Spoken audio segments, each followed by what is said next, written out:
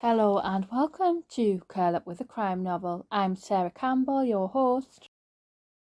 I'm a writer who has wrote many self-published books, including Claire's Diary, which is a YA mystery novel. I am also the writer of Curl Up with a Cozy Crime Novel, a blog where I write about book reviews and other topics related to crime novels. I have also just started a Substack called Curl Up with a Crime Author. Today we are going to be talking about PG Wodehouse. We're going to be talking about his life, his relationship to Sir Arthur Conan Doyle, his many works, and some of his crime writing, as well as his Sherlock Holmes parodies.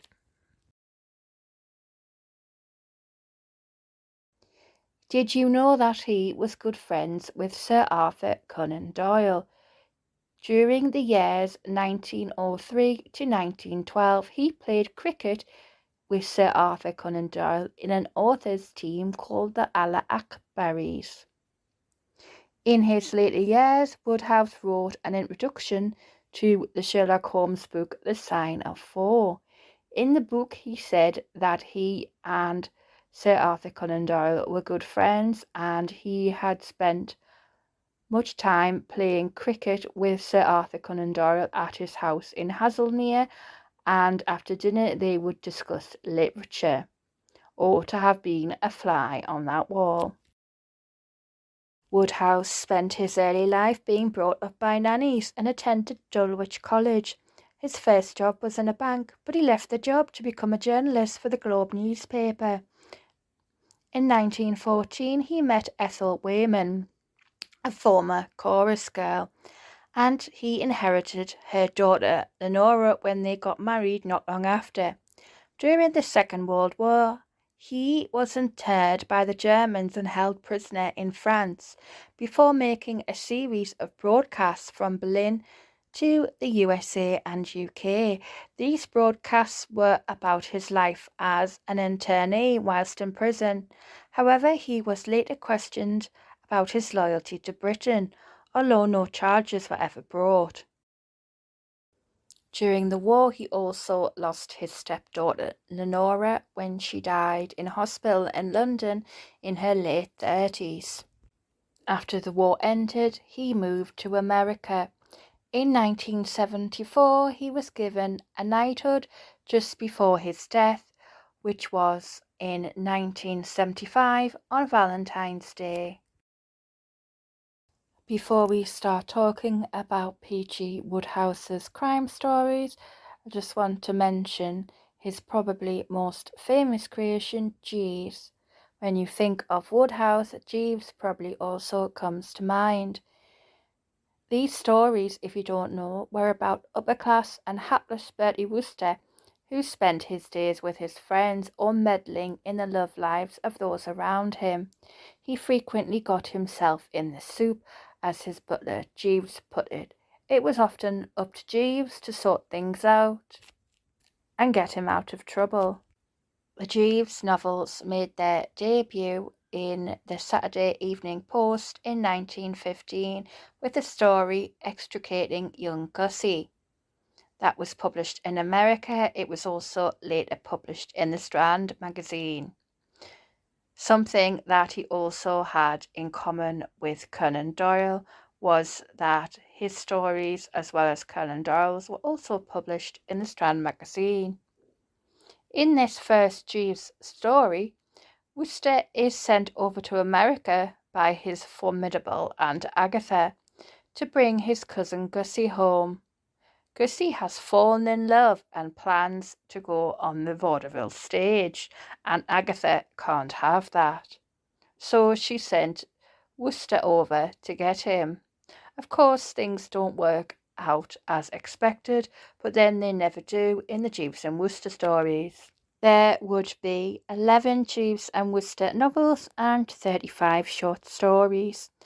Of course, he wrote many other stories, including many other characters, a couple of which we are going to be discussing next as we talk about Wodehouse's crime writing. So I just picked out a couple that really stood out for me, And the first one is The Crime Wave at Blandings. This was first published in 1936 in the US by the Saturday Evening Post.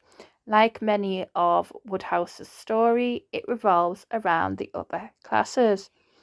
It takes place at Lord Emsworth's home called Castle Blandings.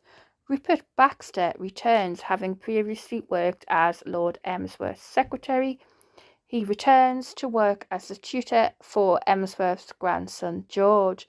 However, Emsworth finds himself in hot water after his crime against Baxter is witnessed by his niece Jane.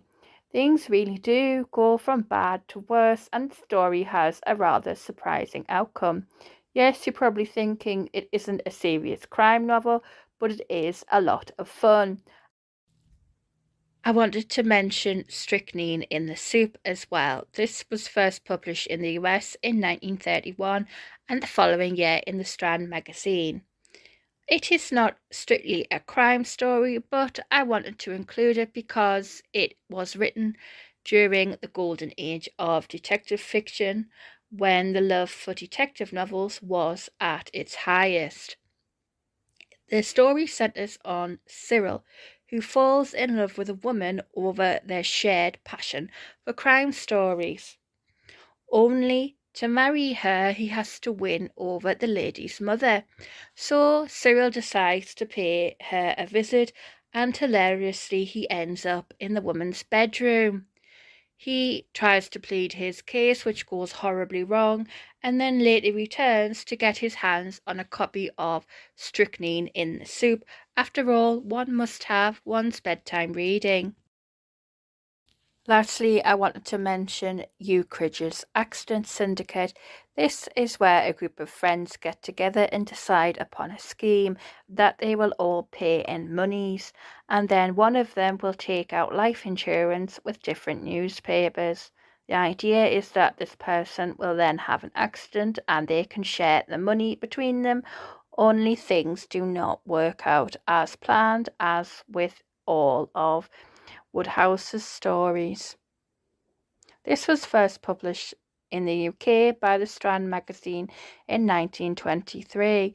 You can find it in the collection called Wodehouse on Crime. I will post information about that in the show notes. You can also find the stories I mention in individual collections, as each story is part of a wider group of stories about each character. So, if you remember last time, we were discussing the Arthur Conan Doyle online encyclopedia, which has a lot of resources and information about the author's life and works. It also has a page on there about PG Wodehouse.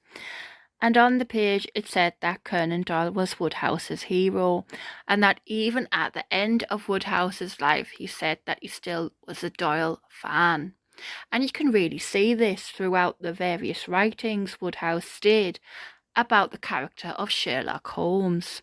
One of them I wanted to discuss with you today was called The Strange Disappearance of Mr. Buxton Smythe.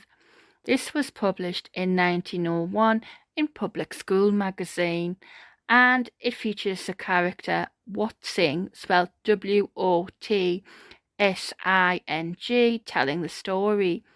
Sherlock Holmes is replaced by a detective called Rose. It is full of comedy, including the hilarious moment when Wotsing mentions that he is so taken up with Rose's cases that he has had to give up his medical practice. Another comedy piece that PG Wodehouse did was called From a Detective's Notebook.